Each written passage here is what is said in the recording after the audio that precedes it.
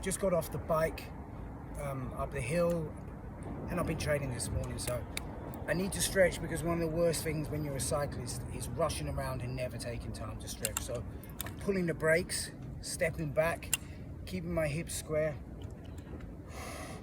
and I'm using the bike, the steadiness of the bike, just to stretch out my calves. It's important to hold this at least 15 seconds. I'm squeezing my backside in this, so I'm getting some hip flexor work as well, which we'll come to in a second. I'm coming in even more, bending my legs, so I'm leaning back a bit more. That gets into the soleus. All of these, they work so hard when you're pedaling. Even if you use cleats on the bike, they're still working a lot. Both sides. Okay, I'm using the bike to balance here. Take hold here. I can also, if you're more flexible, you can use the bike this way. So I'm holding the saddle and I'm getting a real nice stretch into the quad. Again, I've got my hand on the brakes. What a day. Important that I squeeze my glutes into this. Now, of course, if you can't do that, it's easier. You can just hold it here. But ensure that you keep your abs on, keep them engaged. These work hard, these work hard. The glutes work hard. Again, if I pull the brakes, I can come across here, or I can use the bike to help me sit into a stretch here, okay? This is if you can't sit down somewhere, okay? If there's somewhere, a bench or something for you to sit on, then it's even easier, because you sit on the bench and you hold that. Again, outer rotators. The cycling position is so fixed that it really does inhibit the movement of the hips.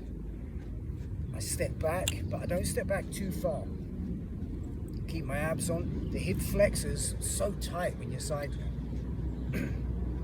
Squeeze my glutes, and it's like I'm tucking my hip under, because then I can get a standing hip flexor stretch. The psoas, and also that long head of the rectus femoris, the long quad. One of the quads crosses the hip joint, one of them. The other three are intrinsic to the leg, to the femur, sorry. They start here and but they all attach to the kneecap, squeezing that glute. I would do that both sides as well. Obviously my back, my arms, I'm in this position, so my whole chest actually can get rounded over.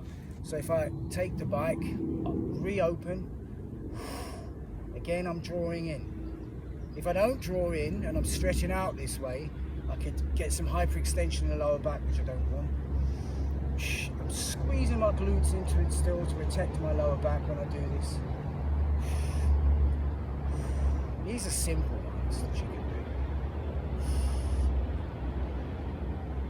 You can do a lot more.